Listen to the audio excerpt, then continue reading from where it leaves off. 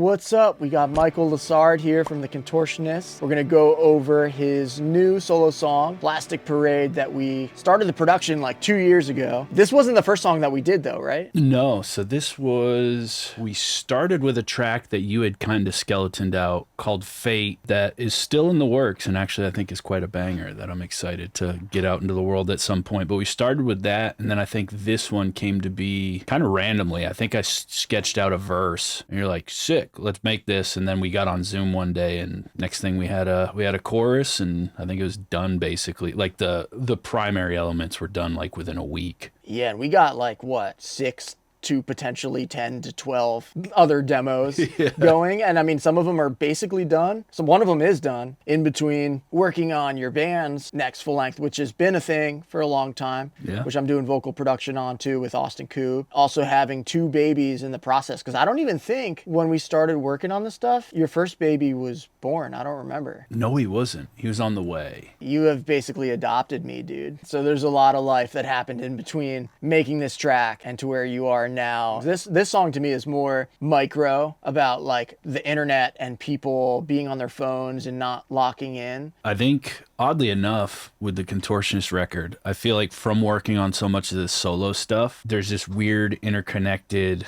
almost thematic thing happening. One's just done in, like a more just real stripped down, day-to-day, simplistic view. And like you said, more of like a micro look at it. And then the Contortionist one is like very metaphorical, macro, like weird kind of fantastical spin on some of these topics. I'm hyped for the Contortionist to come out because it's heavy, it's big. I think your fans are going to be hyped to hear that thing once it's done. So should we dive into the track? Yeah.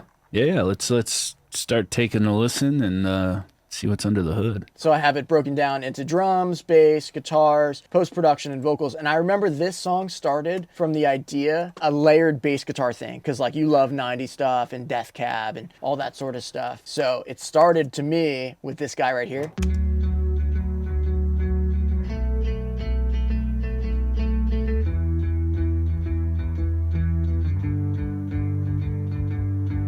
But that's been sort of a recurring theme in a lot of your solo stuff, is that like harmonized bass thing that makes it feel super 90s. Yeah, giving it kind of that like Eric Valentine type of thing where you can go left, right, bass down the center, some harmonized bass too. Like I said, I think it was essentially the synth that the song ends with, the little key part, I think was the thing that I had written with a drum beat. And then when you came in, we kind of translated that to guitar in like a cooler, more 90s way and not so like electronic sounding, because I wasn't sure where to go out of the verse. And then you kind of segued into the chorus, initially started with that bass part. So it was these keys right here, right? Yep. Yeah, and I mean, the song sounds simple on first listen, but if I just solo the production folder here,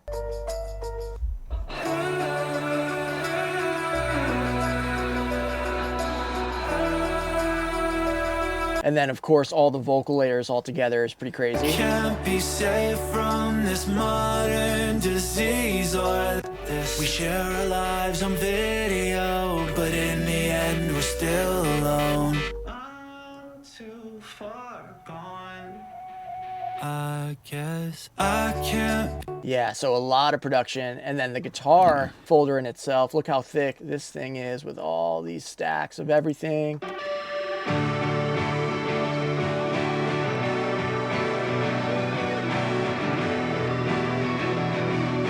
This song was definitely calculated. Like we wrote the skeleton pretty quickly, as we do, but then we're like, all right, time to attack the production from both of our rigs nonstop for 2 years until it's at a place where we're happy with it, you know? Yeah, and we kept making, I feel like it got like to the 95 percentile spot after a couple months, because I do remember we wrote a different chorus vocal than what ended up on the track. And because I think originally the chorus was a little more rockin', you kind of were like, well, let's take a step back and make it a little more indie, which I was cool with, because going from like kind of the darker verse into like kind of a more of a chiller atmosphere in the chorus, and not so dark, but still kind of has a somber vibe. I thought was a cool call. Yeah, we had a different chorus. So pack your suitcase, it's a modern disease.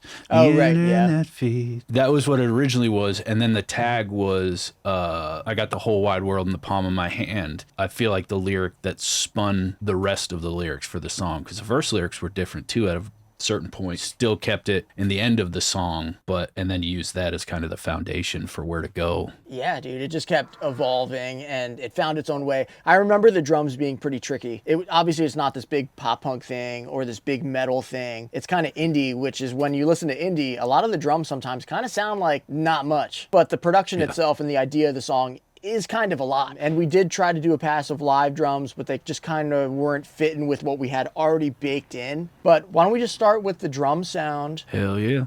So here's the drum sound that we eventually landed on. Kind of roomy, super smacky. There's a little bit of that overtone in the snare going on too.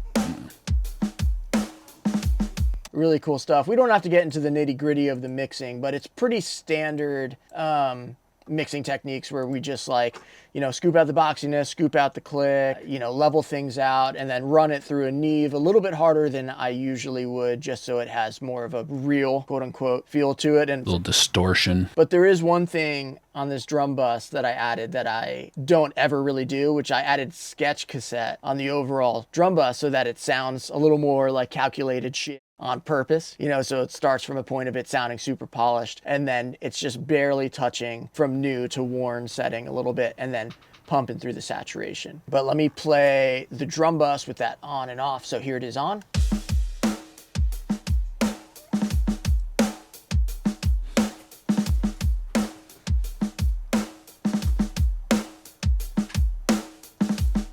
Yeah, so it's super subtle, but it's kind of gritting out the snare and the kick a little bit more than it usually would, as if it's going through a cassette. And then there was a couple points. I'm not sure if you did a pass of this through your stuff or you sent me your thing and you're like, oh, I use this plugin Bad Speaker, but I got a couple plugins from you, like the Valhalla Room. You have like a go-to setting that we use on vocals all the time. And then Bad Speaker by Softtube is like all over your stuff like crazy. And you showed this to me and I use it on other projects now. So, I mean, so we printed the drums and then ran it through a part like this.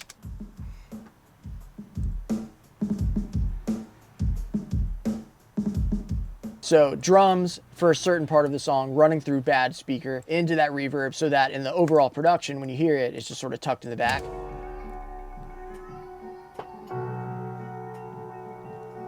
It's my baby boy in the background. Yeah, and then we got your production of your baby crying in the back, which we'll definitely get into because that was cool. We had a whole thing here at one point that we scrapped it down to just your baby. Yeah. Which I thought was awesome. Yeah, his cry probably sounds a little different now. Oh, yeah. He's a full-grown man, dude. You got bass in his chest. It's crazy. He's 18 years old and everything. And then, so the next thing, we have our bass. Like I said before, we had our harmonized bass on top of the other bass.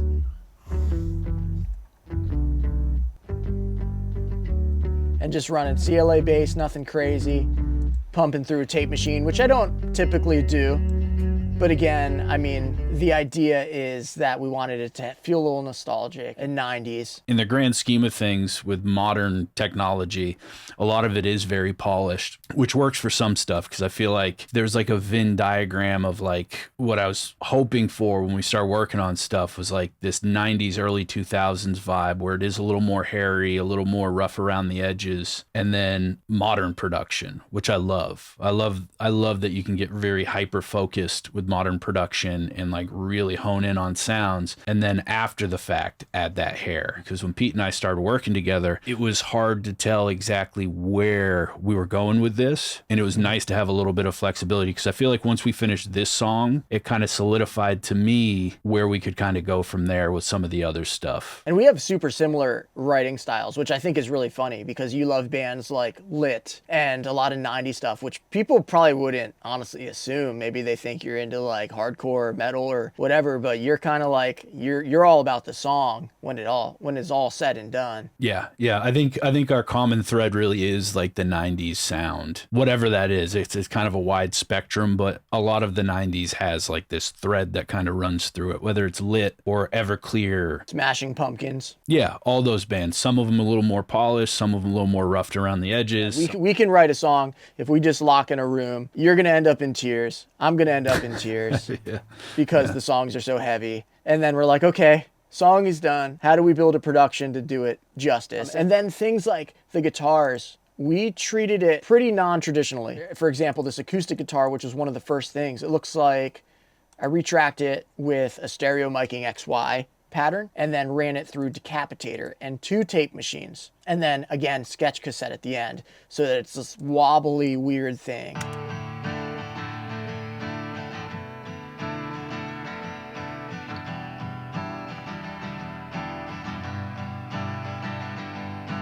So you would hear that by itself and be like, damn, that guy sucks at recording and it sounds like trash. But I mean, in the context of the overall vibe, that thing matches the same idea of adding hiss and hum. So we have our stock rock main sort of cleaner crunch guitar, which I'm just running amplitude on my go-to settings of Thunderverb 200 with the gain way down. If you can hear in these palm mutes, you can kind of hear more of the room poking through a bunch, which sounds pretty cool. And then there's a plugin called Digitalis that I run on occasion that makes things feel like YouTube to MP3, for example. So it'll run on the pre, it'll just click on during that point.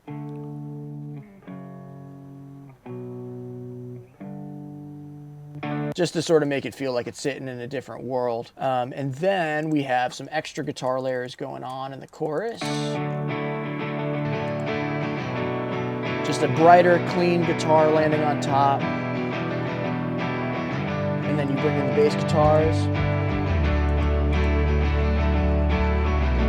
And then you bring in the drums. And then you bring in all the post-production, which we should probably hit next before we hit the vocals. Just a couple shakers, a low-end Reese going on,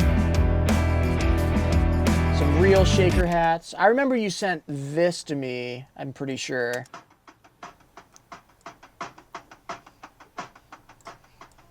And again, running it through sketch cassette because it's kind of a main element, so I wanted that to feel like it was in the same world.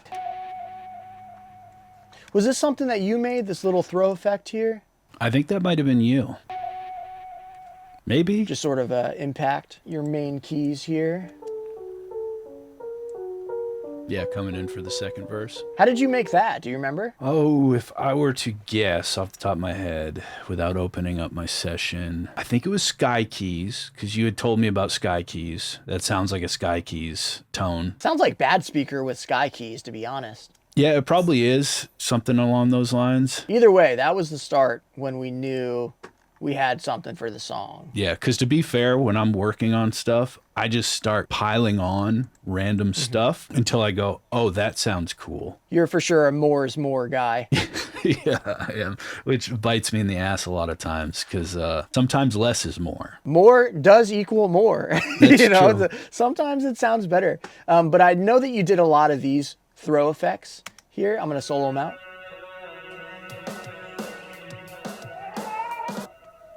Like, there's your kid or some version of something reversing into this part here. Yeah. So it probably was my kid, and then, yeah, thrown through a bunch of stuff, reversed, and then... Yeah, and here's another guy.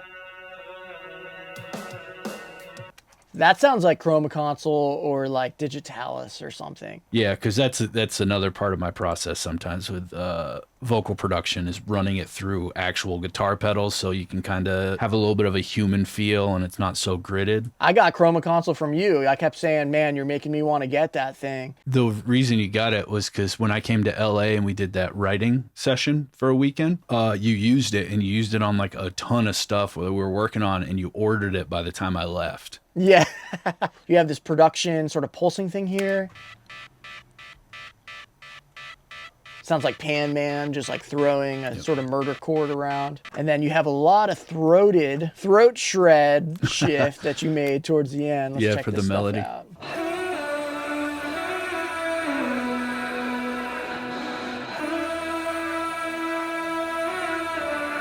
I want to hear that low octave one that you did.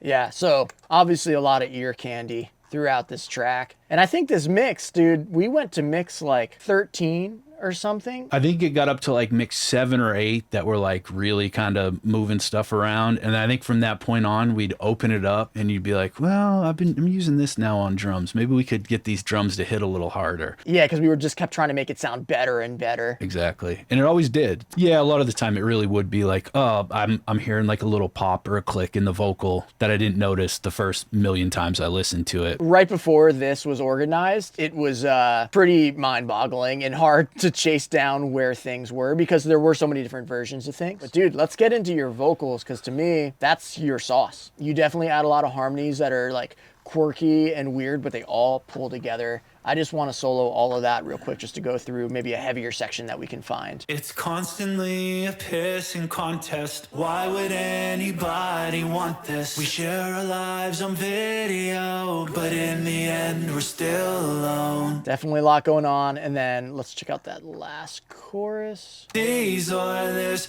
goddamn machine. So medicated, I couldn't see that I'm the king. I'm the king of this plastic parade. Bro, your voice is crazy. I don't know if I've ever told you, but you have a crazy voice and it's really fucking good. Thank you, man. It's funny. I don't like my voice, but I know, like, say, working on this track, I basically just keep working on a track until I like my voice. Or at least I'm like, I like how this feels, you know? It's a mixture of, I would go through, I think it's mostly parallel harmony, and then an organic take of that left and right for the harm. And then I would also go through and I would either melodyne or little alter boy those same harmonies just to give it this uneasy feeling, this like unnatural feeling, because at the end of the day, the song is about this weird dichotomy between just being a human and having all this tech in front of you and just your brain just absorbing way too much information and how easy it is to just disconnect from the things in front of you into this like weird screen that's like not really there. It's killer. And what vocal chain were you running? This time, I think I had this set up at this time. So essentially for microphone, at that point, I'd just gotten the Mic Parts T12, which is, for anybody who doesn't know, Mic Parts is a DIY website where you can essentially, they do different circuits and capsules, and you can take like an $80 MXL condenser mic, like something you'd buy like super cheap, and you can buy a $300 capsule and replace it. But they also make custom microphones built off of their own designs. So I ended up getting that because I saw a video about where does mic tone come from, and I was really impressed with the sound of it. So I got it just to kind of hear it, and it became a microphone I liked using. I have my Cranbourne Audio 500 DAT, which is running a Avedis MA5, which is, some people say it's like a 1073 Neve style Neve style, but it's a little different, but it does have some similar stuff. And then that's running into just a Trident EQ, just a basic EQ, nothing crazy, mostly just rolling off some low end. That way, so when it runs into my Bluey Blue Stripe compressor, it's not picking up and it's not detecting any of that low end and messing with how that's compressing my voice. At that time I was using Logic, now I use Pro Tools. That's kind of the chain. And then maybe at that point, because the T12 does have a lot of high end frequency, I probably ran it through NS1, which is a Waves plugin that gets rid of some room sound. You know, because I'm looking at it right now, I got 1, 2, and then distortion, and then multiband at the end of your vocal. So there's a lot of compression going on. You're going to hear every creak in your room. Yep, which hence why 20 mix revisions for me asking him to fix stuff in the vocal track. My biggest pet peeve is when I'm like, man, that take was awesome. and then I listen back and there's some weird sound, you know, my son's farting outside the door or something, and I'm like, God, I'm never going to get that take again. That's why we left your son crying in the song, because we're like, you know what, that one was actually usable. I mean, look at your vocal. It's not like I really went through and had to change much. We did comp a couple words here and there, or went through and I'm like, oh, there's a pop here, so I would have to go in and do like a little chop job. And sometimes that just happens with gear. It's pretty normal, but we were really going for this pristine, clean thing, which is like why like dudes like Dan Bronstein probably still do use NS1, yep, by Waves. Yeah, because I mean, you want your vocal to be dead for something like this so that you can treat it however you want and actually push it. I like to ride microphones, like proximity, because I like that sound. So many mouth noises. My daughter's crying. Yeah, I'm gonna move a panel because my roommates are also crying. So hold on. My roommate over here is crying. Yeah. But then we ran it again through 1176. And then a tube tech, which I really have only used on this project. I think we might have sifted through a couple different options, and that tended to be the one. And then de-essing, as always, a little bit of light auto-tune, super light. I mean, it's 40/40. And then this was a big part of your sound for me when I was mixing it, was the soft tube saturation on all of your solo stuff. I thought it sounded awesome on your voice. And then another de-ess, and then soothe, cleaning up a lot of the like bassiness of your voice, because we kind of have opposite voices. Yeah, I have a lot of low end in my voice when I sing. Yeah, you're a true dad mode man. And yeah, it's just how I was born, you know. Yeah, you cried like that when you were a baby. Yeah, wow. And then some overall EQ on Pro Q3, which is funny because that's ancient, how long ago this was. Yeah, ancient. Just some more balancing with a multi-band compressor on your vocal. And then everything is running some auxes to like some throws and some spreads. And then there's this really cool channel that to me was like the sort of Oasis feel, which is this preach aux. So if you check out the end, it's punching from this whole world line into this preach guy, if you see the bus running.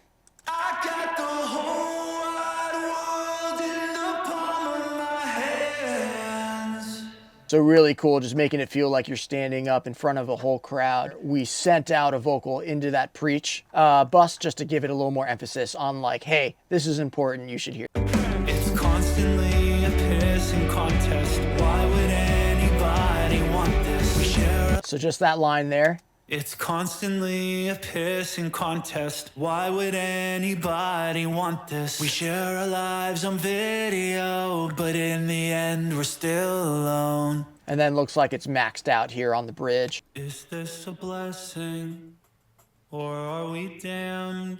And it looks like the harmonies and all the backing vocals we sort of treated the same, maybe just a little bit lighter on the spreading and overall multi-band just to save some CPU. But yeah, so like something like this section right here, we used a ton. We ended up printing it, but we used Valhalla Room, which is like a setting I use all the time that you showed me. Smallwood Room. Yeah, dude. The Smallwood Room has this weird, eerie thing that makes it feel like you're right next to me. So blend 100% just so everybody can hear what it sounds like. Too far gone. Such a cool setting that we used, and I even saved the preset Lessard. Yeah. And it's the same thing, just blended in a little bit. I need my royalties, Valhalla Room, even though it's literally me just taking their already made preset. And then there's all these screamed vocals. Why would anybody want this? But in the end, we're still alone. Crazy, dude. Your voice gets so low down here. But in the end, we're still alone. Really cool. So all of those things together, where we back and forth in a bunch of production and sort of cut things up, giving it vibe and bad speaker and warble and really calculating the sound, made this a tricky mix to balance, but we got it to the finish line, and I think it sounds really cool. Yeah, I'm so stoked with how this turned out. So why don't we go over like this bridge section, since it has like a lot of extra production. So I'm gonna let it run from back here into that rock out chorus.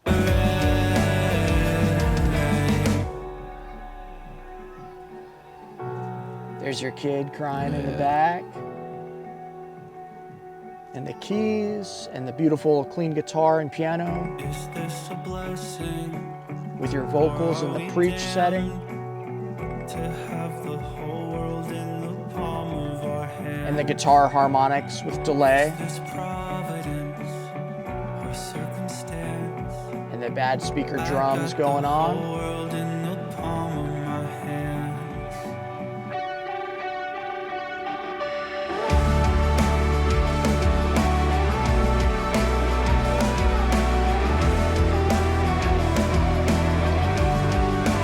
I guess I can't be saved from this modern disease or this goddamn machine. So many Extra vocal throws. couldn't see that I'm the king. My favorite part right here coming up. This plastic parade.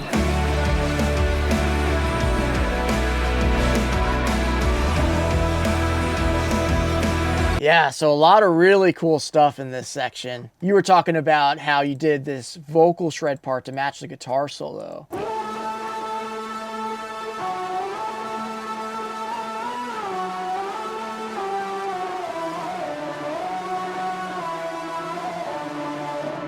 It started with me just doing wow, wow, wow, wow, like that type of sound. And then I want to say, if I were to guess what I ran through, thermal, I mean, maybe Echo Boy, but if I were to guess, probably Valhalla delay into probably Valhalla verb, and then, you know, probably some little altar boy, because I think I stacked it with some little altar boy shifted, whether it was formant or pitch. Yeah, and then we overdubbed that with your guitar, which I think we did a higher octave, maybe something unison too, if I Yeah, remember let's right. see.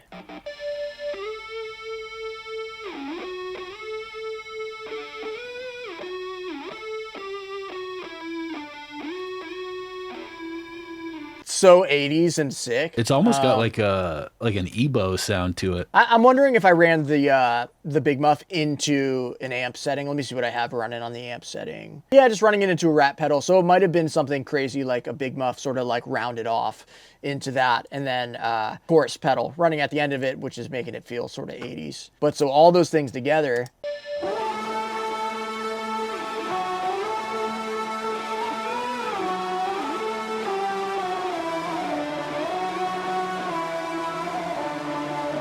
Yeah, larger than life part. And then you have all these extra vocal throws here. It's too late. And then there's this cool Oasis sort of vocal. Chorus on it, and little altar boy sort of messing it up, making it deeper, and then blend it in. And then CLA Epic, which I haven't used in a while, but there were some pretty cool room sounds in there. The coolest part of the song, the heartbeat, which is just a splice heartbeat, but tucked in the silent part of the song, because there's so much buildup and so much stuff going on, and then a hard cut.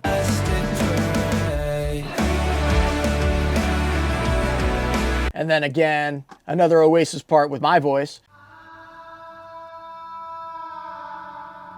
So when you play live, I can stand in the back and do my one part on stage. He just did that so he gets some extra credits. Yeah.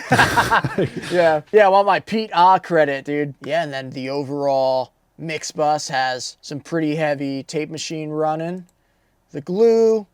I'm even running CLA mix down. Glue it all together because there was a lot of stuff going on.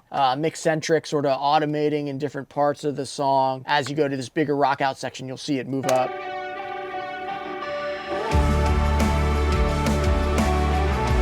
And then some overall EQ, some soothe, gold clip, God particle, with no limiting on the overall thing and going pretty light on the master bus, because then Julian did the final. Yeah, Julian. Yeah, dude, it's definitely a killer production. 100 more that are coming out.